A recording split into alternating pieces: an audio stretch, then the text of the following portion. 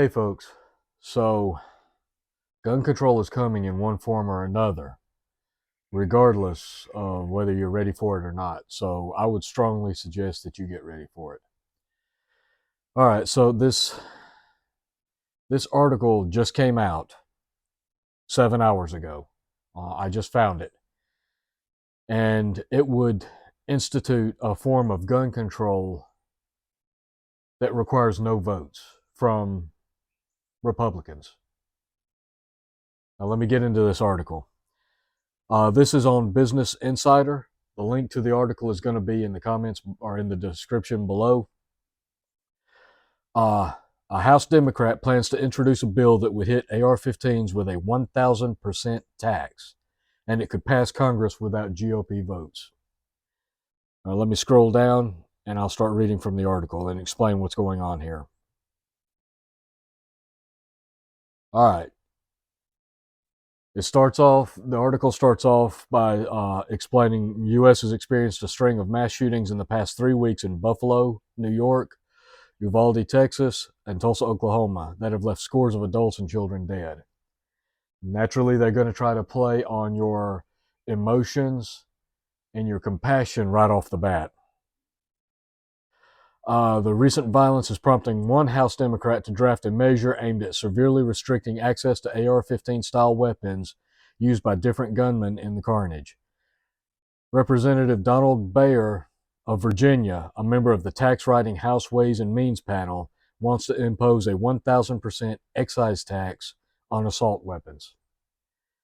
What it's intended to do is provide another creative pathway to actually make some sensible gun control happen.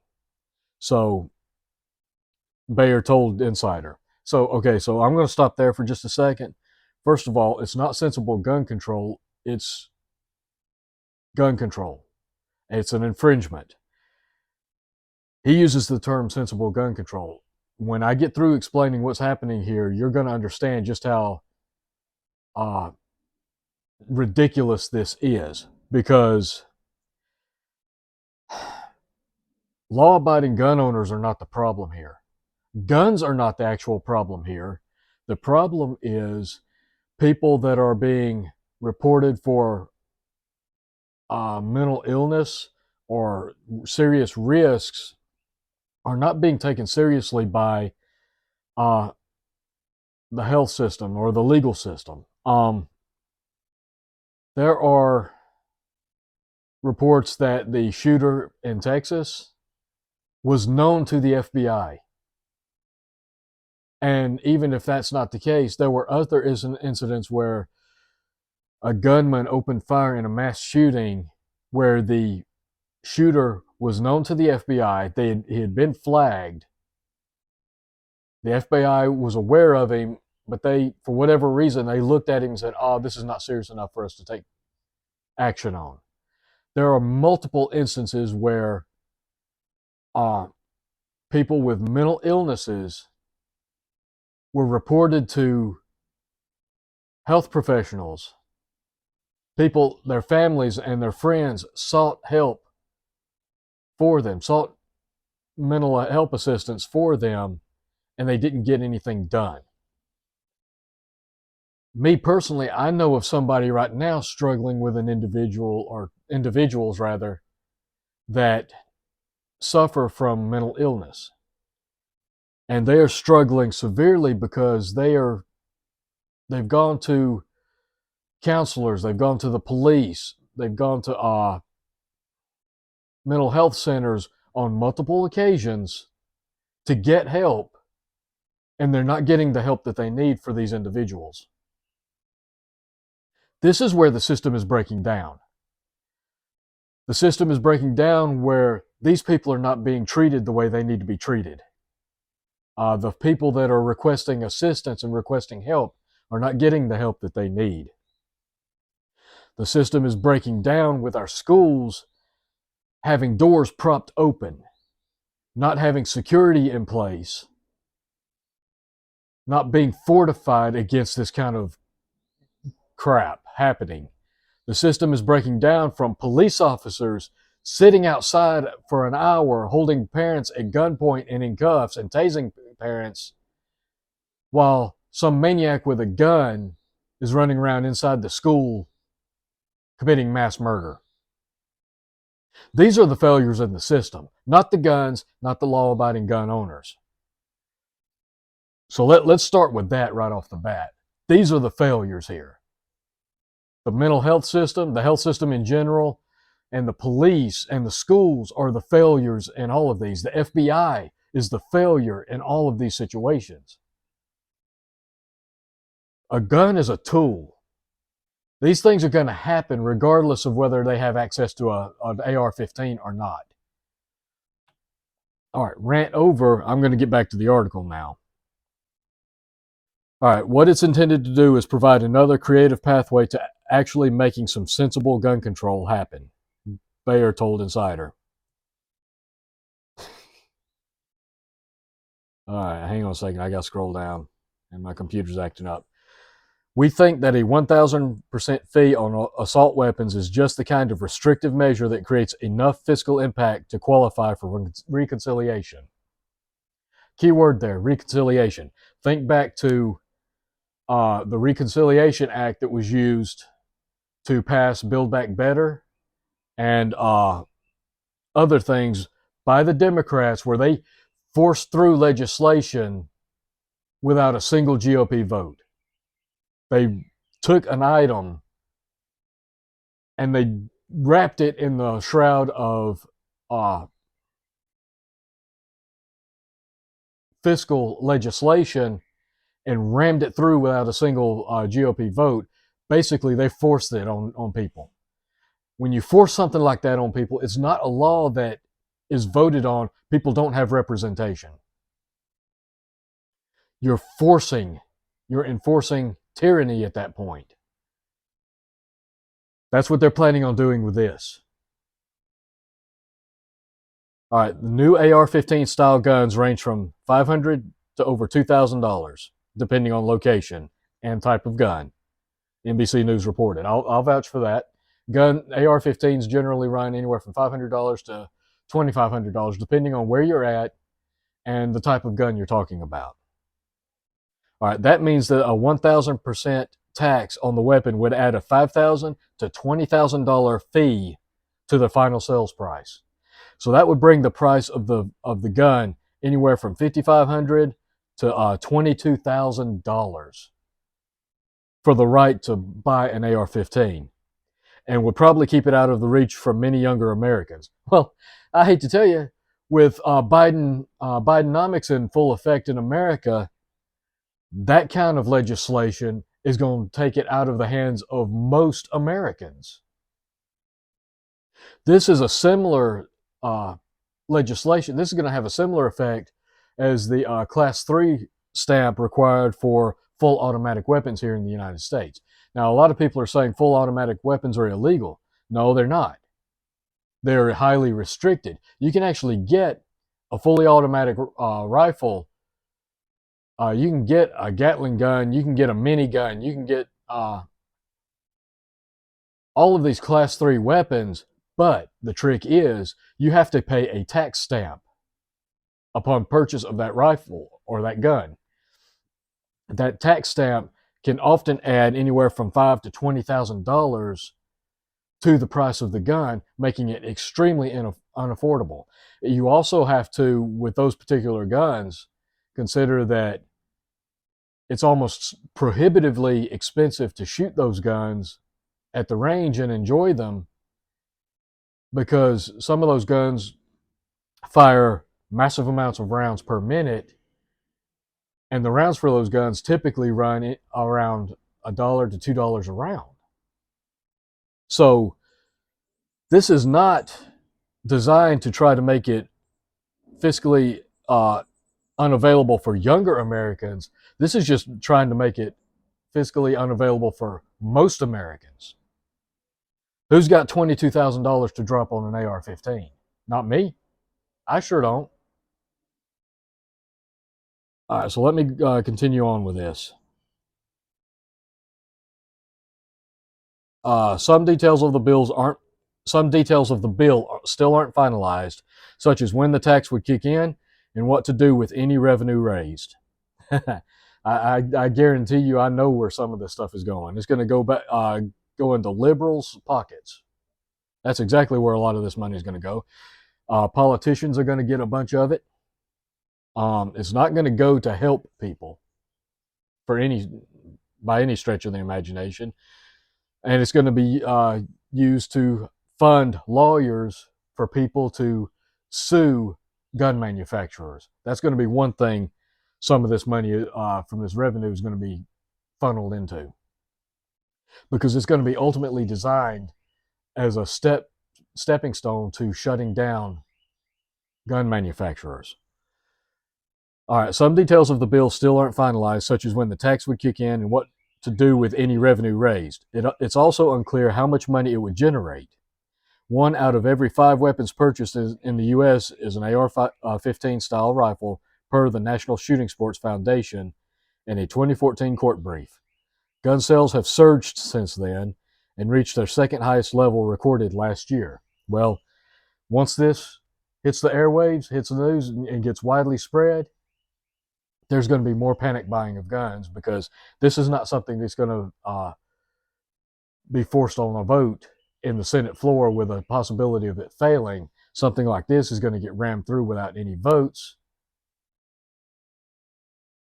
In my opinion, this is unconstitutional. It's excessive taxation without representation. And one of the reasons we fought the original revolution. And it may lead to another one. Law enforcement agencies and the U.S. military wouldn't be subjected to the tax, Bayer said. Of course. You know, the state is allowed to have these things, not you. The legislation would also apply only to future assault weapon sales and not to the 20 million AR-15 style rifles already estimated to be in circulation across the U.S. Oh, how generous. They're such benevolent people, our rulers. Other guns used for hunting and other recreational purposes would also be exempt for now. For now. I guarantee you, if this goes through, they'll consider, and mass shootings continue with other weapons aside from AR-15s or AK-47s or whatever. I guarantee you this will be expanded to include other types of firearms. If this is successful, they're going to use it on other weapons. Mark my words. Bullets wouldn't be subjected to the new tax, but high-capacity magazines that can carry more than 10 rounds of ammunition would be aggressively taxed at that level. So there you go. The magazines for these guns. Magazine for an AR-15, I can get that for like $12, $12, $13. Multiply that with 1,000 times fee, you're looking at $1,000 for a round, for a magazine. Let's see what that would actually be. Let me go switch over to my calculator here for a second. Sorry about that, folks. But that's actually got me curious.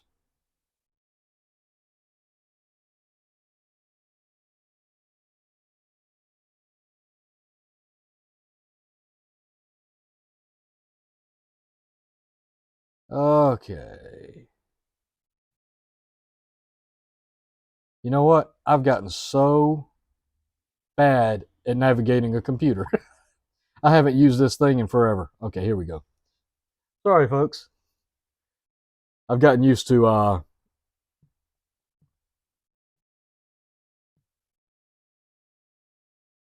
plus 1.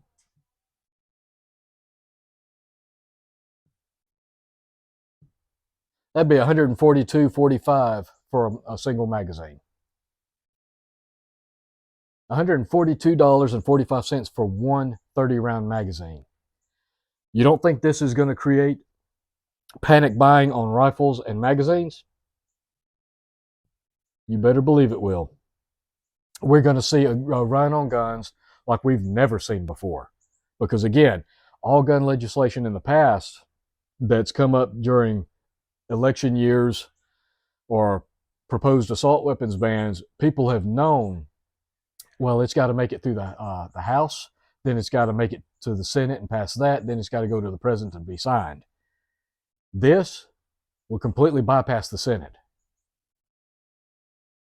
this would go through, we automatically know Democrats, with their 50% majority and their 51%, or their Kamala Harris, Miss Giggles uh, vote, would automatically push it through. So this is good. If this is actually finalized, it's going through. I guarantee you this will go through. And there's not going to be a damn thing any Republican can do about it. All right, so high capacity magazines that can carry more than 10 rounds of ammunition would be aggressively taxed at that level. That would also probably apply to any high capacity magazine for any smaller rifle. It doesn't specify that yet. That's something we'd probably have to wait and see if we're granted permission to have those. So be ready, folks. If you're able to afford $22,000 for a rifle and $150 per magazine, don't worry about it. But if you, this is insane. Okay, Bayer's definition of an assault weapon closely mirrors a measure that Representative David Cicilline of Rhode Island is pushing. That bill would ban weapons with at least one military characteristic, like a pistol grip or a forward grip. I'm curious. Would a pistol grip apply to a pistol? I mean, because that's the kind of logic that Democrats and liberals use, right? A pistol grip is a military characteristic. Pistols have pistol grips. Oh, we're in for a world of hurt. House Democrats are rallying around their own expensive gun control package, or expansive gun control package, separate from ongoing Senate negotiations on a narrower bill centered on mental health, red flag laws, and modest expansion of background checks. The House bill is expected to fall flat in the upper chamber due to stiff GOP resistance. This is why this bill is going to go through. All of these gun control bills that the Senate or the House is trying to push through now, they're expecting resistance on it. This one won't have any resistance because they'll be able to wrap this in smaller spending bills, and I'm going to get to that here in a second. That outcome prompted Bayer to eye reconciliation, the legislative tactic allowing proposed laws to bypass the Senate's 60-vote threshold, known as the filibuster, and pass with a simple majority. Democrats employed the maneuver in 2021 to approve both the stimulus law and the House-approved Build Back Better bill over united GOP resistance. So there you go. They've used this same tactic before to ram through things without GOP support because they knew they couldn't get it passed if they put it to a vote. So they used that tactic to ram it through against GOP support. And now, because they're calling this an excise tax as opposed to gun control legislation, they'll be able to wrap it in the same tactic and ram it down our throats without a vote. And you know there's not a single communist Democrat or liberal in the government that won't vote for this. They'll have the vote majority to push this through. So I fully expect this to go through. One expert says his measure likely qualifies for inclusion in a smaller spending bill containing pieces of President Joe Biden's climate and tax agenda. Democrats hope to revive it by summer's end.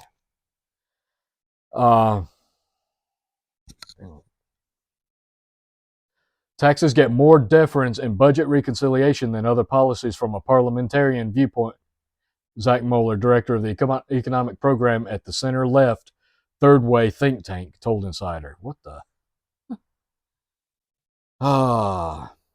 So a pure excise tax that isn't set so high as to end all sales should pass the Byrd rule. Yeah, you can. It won't end all sales so long as you've got $2,500 to pop for a rifle.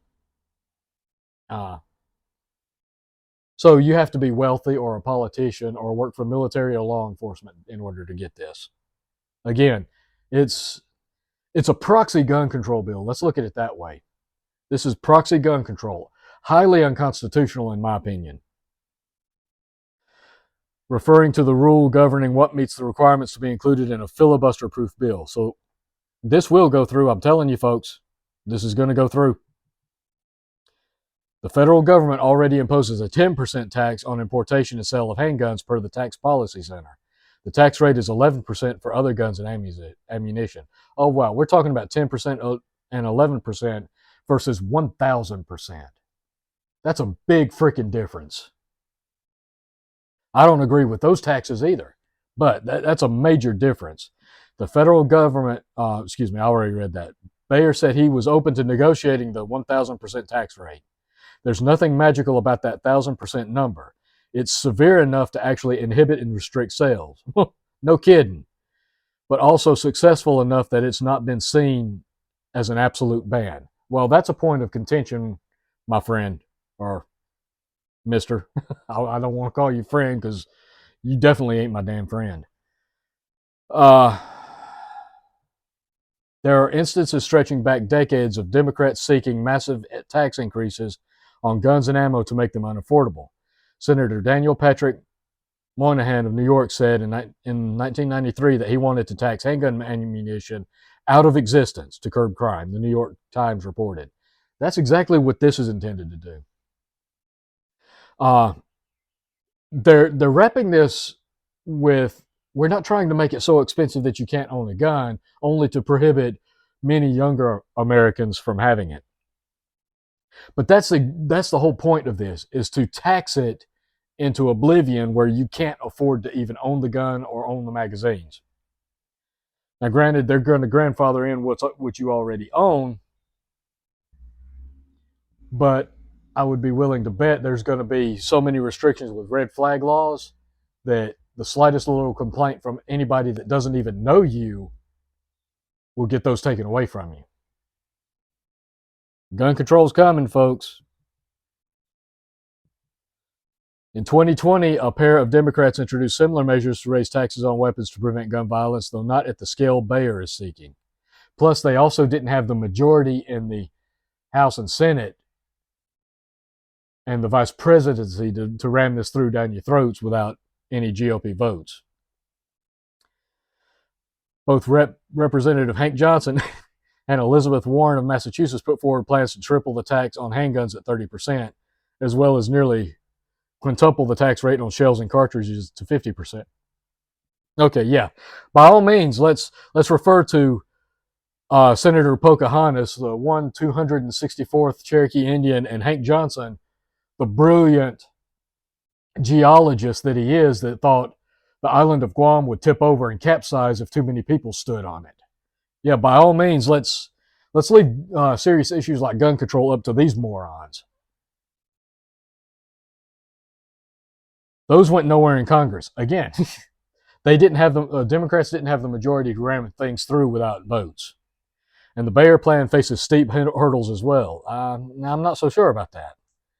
Democrats will likely be wary of Republicans further casting them as tax and spend liberals in an election year where the party favors major headwinds to keep control of Congress. It may also violate Biden's pledge not to increase taxes on people earning under $400,000. Little research exists on whether hiking taxes on military assault weapons or military-style assault weapons could help prevent violent crime. Generally, let me scroll down, path has been used by states and cities to raise money for public safety initiatives, not to prevent gun violence. Excise taxes exist for alcohol, cigarettes, and soda in some localities, meant to discourage people from purchasing them, but a major tax on AR-15 rifles or AR-15 style rifles hasn't been implemented in the state or local level. All right, so I'm not going to keep reading. There's just one more paragraph. Actually, I'll go ahead and read this. Like I said, there's only one more little paragraph. We don't have a lot of information on what would happen if gun taxes are raised, Robert McClelland, a senior fellow at the Urban Brookings Tax Policy Center, told Insider.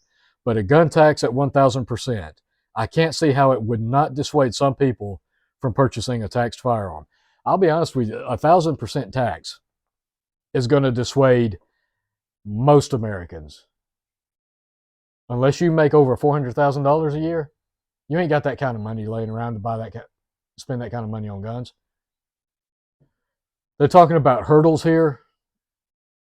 I actually don't see any hurdles for this. Maybe I'm overlooking something. It's very, very possible. I'm curious to see what Guns and Gadgets says about this. I'm thinking about shooting this link over to him. Uh, I'm also thinking about shooting it over to Colion Noir to see what he thinks about it. Those two guys, they really know their law. They know their law. They're well spoken. They're well versed in legislation, and they're highly pro gun. So I think I'm going to shoot this over to both of those guys and see what they got to say about it. Maybe they'll cover it in their on their channels. But I'm telling you, folks, from my point of view, if this bill is finalized and put to a vote and wrapped in the reconciliation tactic that they're talking about, I don't see any way it's not going through. Because the only hurdle I see is Democrats being afraid to raise taxes during an election year and Biden worrying about it violating his promise. Well, Biden's violated multiple promises. He's failed to follow through on several promises to the liberals.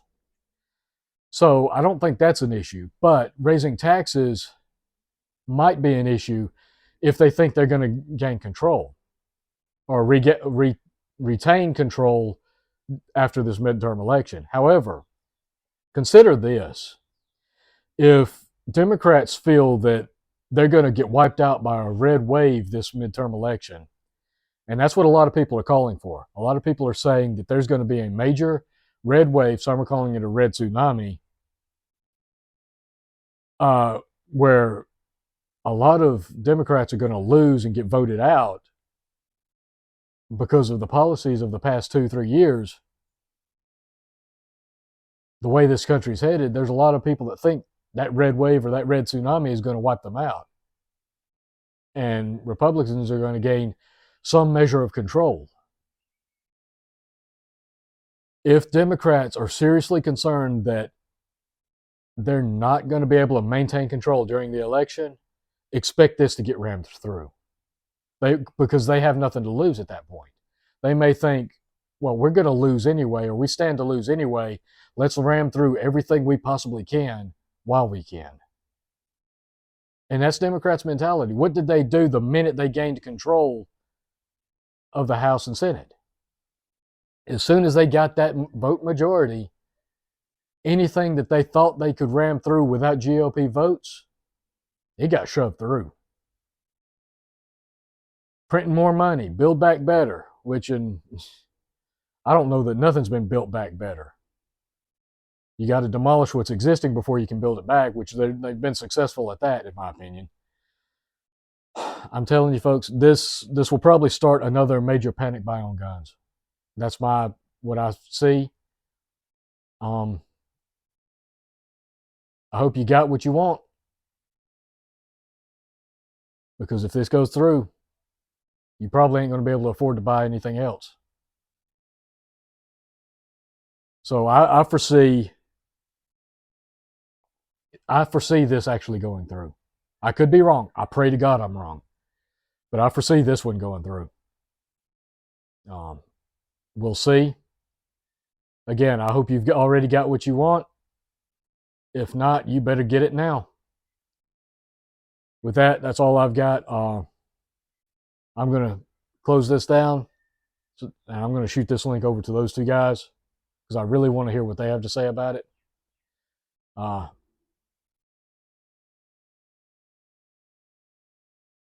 Keep prepping, folks. Stay alert. Stay vigilant. Get ready. We're facing gun control regardless. Even if this doesn't go through, and I honestly don't see how it can't. There's restrictions coming. I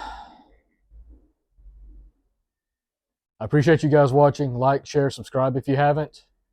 And until next time, folks, take care, stay safe, stay vigilant, keep prepping. I'll catch you later.